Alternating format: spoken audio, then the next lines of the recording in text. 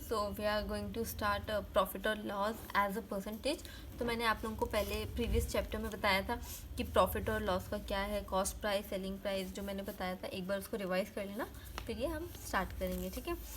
तो the profit और loss can be converted to a percentage. तो प्रॉफिट और लॉस जो हमारा होता है, जो भी हमको जैसे 20 रुपये हमको फ़ायदा हुआ, 20 रुपये प्रॉफिट हुआ, तो हम उसका परसेंटेज निकाल सकते हैं। 20 रुपया नुकसान हुआ तो उसका भी परसेंटेज निकाल सकते हैं।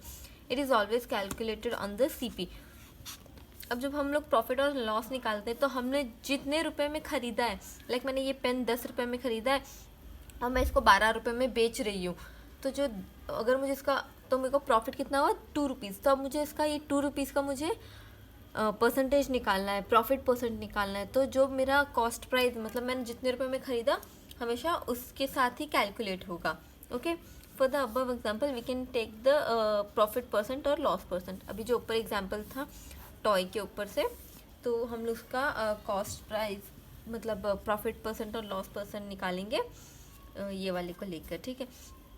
Late us consider the example related to the toy. अब जो टॉय के साथ था हम लोग उसका एग्जाम्पल कर, तो कॉस्ट प्राइस कितना था 72 और सेलिंग प्राइस कितना हुआ 80। तो ये 80 रुपीज़। तो हमको इसमें से समझ में आ रहा है कि SP बड़ा है, CP बड़ा छोटा है। तो SP minus CP equals to profit, ठीक है। तो SP कितना है 80 माइनस 72 इक्वल्स टू 8 रुपीज़। तो 8 रुपीज़ का प्रॉफिट निकला। अब 8 रुपीज़ का हमको परसेंटेज निकालना है, ठीक है। तो हम कैसे निकालेंगे, प्रॉफिट अपॉन मतलब लाइक मैं प्रॉफिट परसेंट का PP लिख रही हूँ, ठीक है। तो प्रॉफिट परसेंट है हमारा जितना प्रॉफिट हुआ वो प्रॉफिट डिवाइडेड बाय CP, और परसेंट निकालना है तो हम लोग 100 करेंगे ऑलवेज, ठीक है। तो प्रॉफिट कितना है 8, कॉस्ट प्राइस कितना है 72 इंटू 100, ठीक है। 8 1 इज़ 8, 8 9 इज़ 72। तो कितना आया 100 अपॉन 9। तो अब ये हम लोग और कट नहीं होगा, तो हम इसको मिक्स फ्रैक्शन में कैसे लिखेंगे 1 अपॉन 9, मतलब 9 11 ज़ार 99 प्लस 1, तो 100 अपॉन 9। ओके, तो हमारा प्रॉफिट परसेंट कितना है इतना। तो ये हमको प्रॉफिट परसेंट मिल गया है। Similarly you can find the loss percent in the second situation here. अब सेकेंड सिचुएशन यहाँ पर क्या था,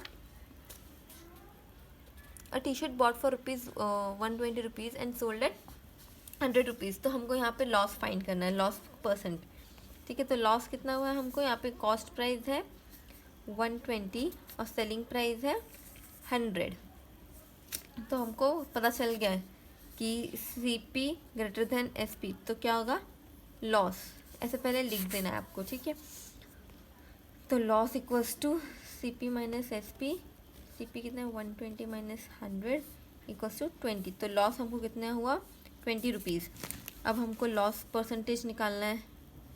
लॉस परसेंटेज कितना रहेगा, तो हमारा जो लॉस हुआ है उतना डिवाइडेड बाय हमारा जो CP है सेलिंग प्राइस उतना इंटू 100। ओके, तो हमारा लॉस कितना है 20, कॉस्ट प्राइस है 120 इंटू 100, ठीक है। तो ये कैंसिल 10 6, ओके। तो ये क्या हो गया 100 अपॉन 6,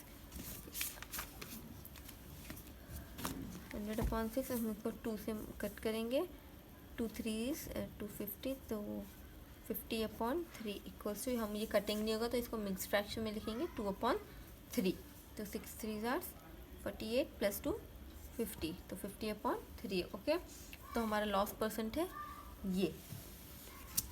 अब यहाँ लिखा है try the last case. Now we can see that given any out of the 3 quantities related to the price that is CP SP amount of profit, what can find the rest.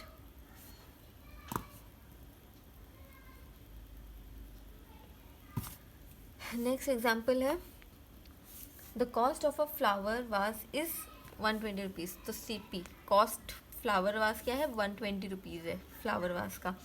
हाँ, if the shopkeeper sell it at loss of 10%, अगर उसको loss हुआ उसने अपना मतलब उसने जो भी ख़रीदा है पर उसको 10% लॉस हुआ है, तो उसकी एक्चुअल प्राइस क्या है हमको वो फाइंड करना है, ठीक है। तो हम लोग को पता है कि लॉस क्या है, लॉस है 10% ऑफ द कॉस्ट प्राइस, मतलब सीपी का। तो कैसे लिखेंगे हम इसको? 10% ऑफ 120 रुपीज़, जैसे हम लोग डेसिमल का करते हैं वैसा। तो 120 रुपीज़। अब हम लोग को फाइंड करना है कि हम लोग का एक्चुअल, मतलब हम लोग को पहले फाइंड करना है कि हमको लॉस कितना हुआ है। तो हम वो कैसे फाइंड करेंगे? तो लॉस परसेंट यहाँ पर हमारा दिया हुआ है, यहाँ पर लॉस अपॉन क्या है? CP into 100। Loss percent find करना है हमको, लॉस परसेंट। तो लॉस परसेंट कितना है हमारा? 10। लॉस कितना है हमको फाइंड करना है। CP कितना है? 120 इंटू 100, ठीक है। ये कैंसिल, 6 और ये 5। अब लॉस को हम इधर ही रखेंगे। अब 10, इसको 10 into 6 divided by 5 equals to हमारा लॉस होगा।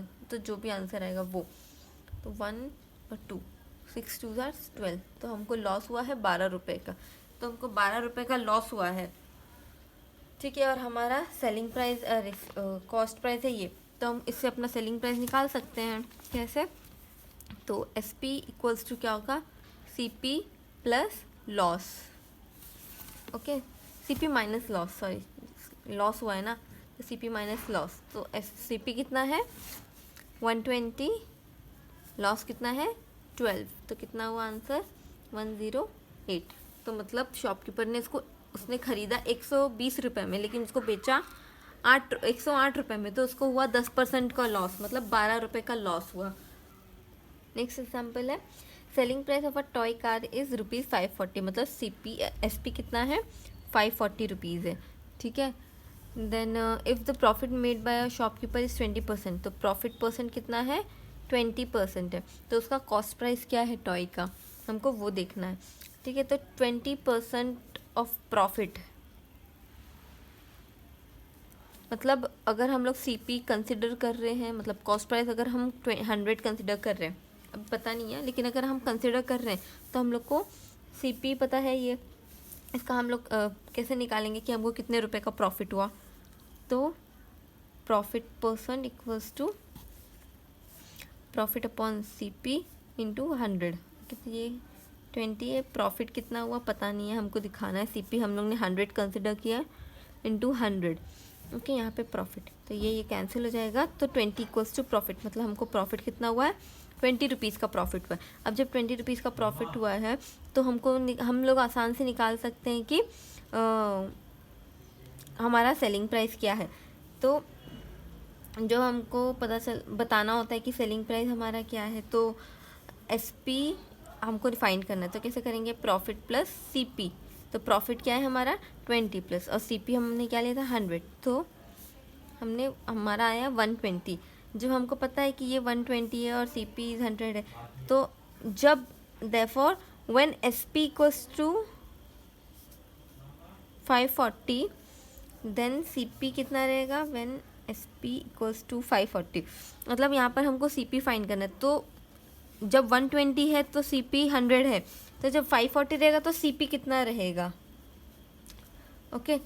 तो 540, तो CP इक्वल्स टू हमने जो कंसिडर किया था 100 डिवाइडेड बाय 120, मतलब जो कॉस्ट प्राइस था वो, और जो सेलिंग प्राइस था वो पहले वाले का, और इनटू 540 से हमको कन्वर्ट करना है। 5 2 नहीं 2 5 0 60, ओके। 0 0 कैंसिल, 5 इंटू 4 कितना होता है? 540, 20 27 27 0 0 अपॉन 6 इक्वल्स टू 450 हमारा आंसर रहेगा। मतलब जब SP 120 है तो CP 100 है, और उस पर हमको 20% का प्रॉफिट मिला है। तो जब SP 540 है तो हमारा CP क्या रहेगा?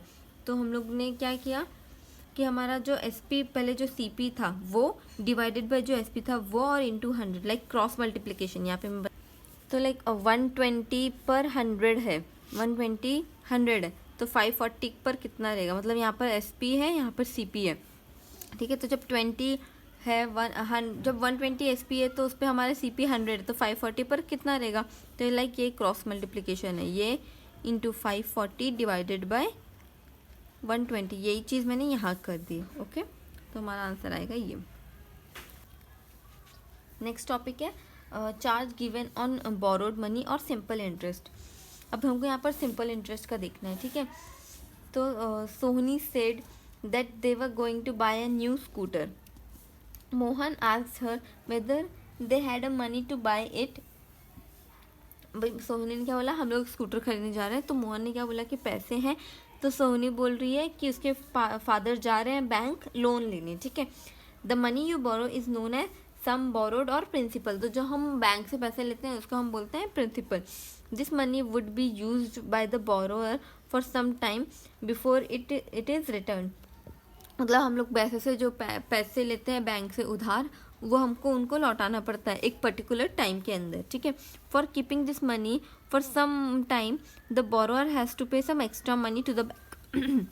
अब जब हम पैसे ले रहे हैं, लोन ले रहे हैं, तो हमको इंटरेस्ट देना पड़ता है बैंक को। Okay, you can found the amount you have to pay at the end of the year by adding the sum borrow and the interest.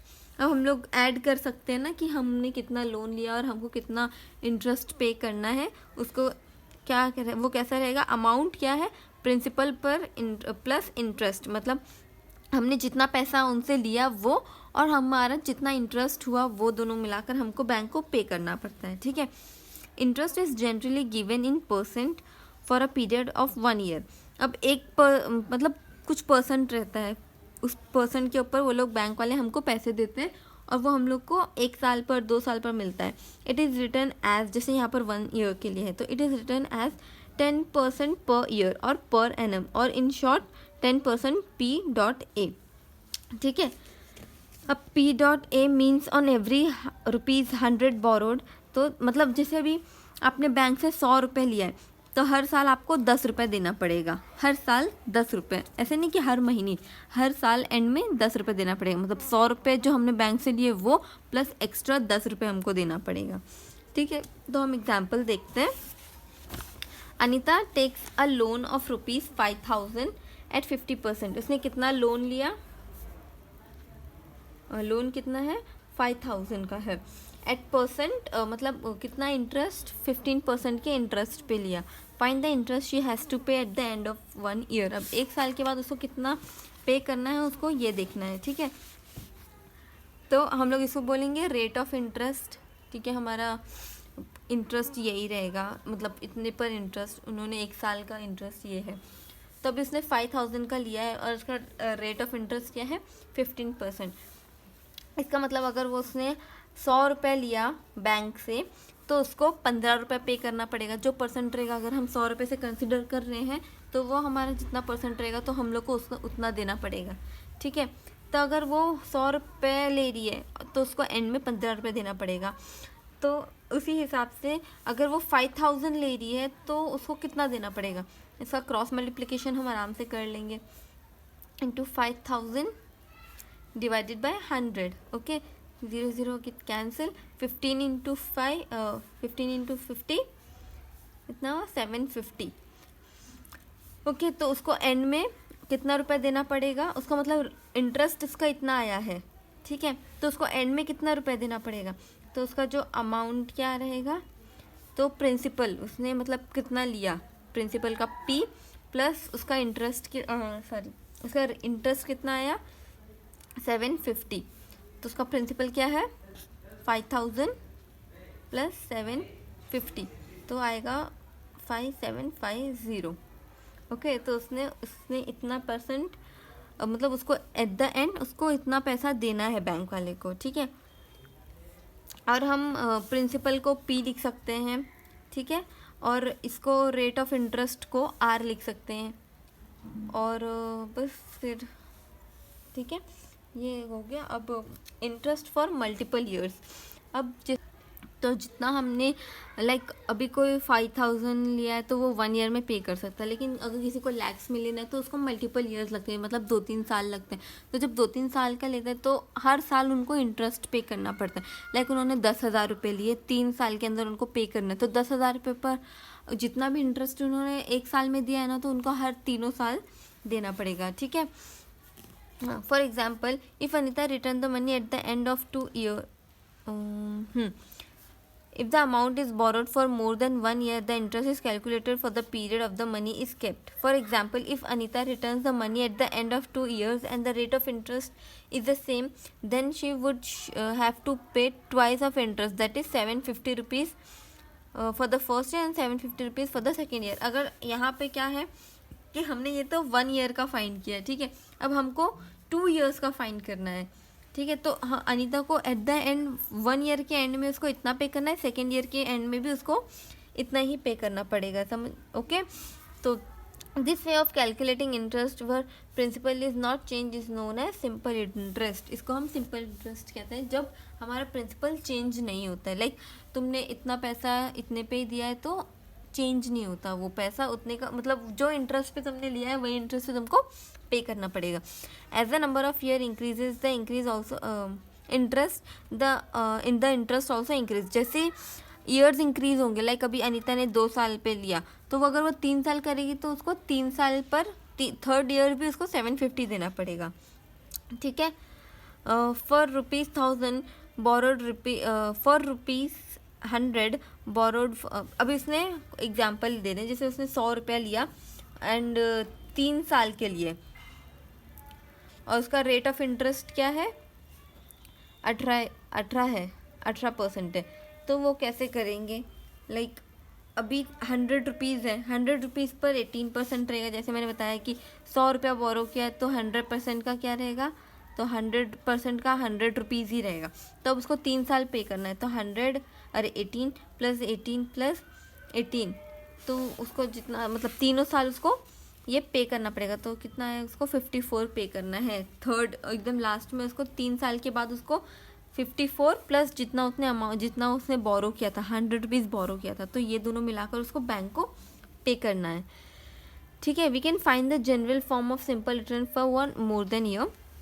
अब हमको पता है कि प्रिंसिपल क्या है, रेट क्या है, मतलब कितना कितना पेड किया हुआ है, कितने ईयर्स का है।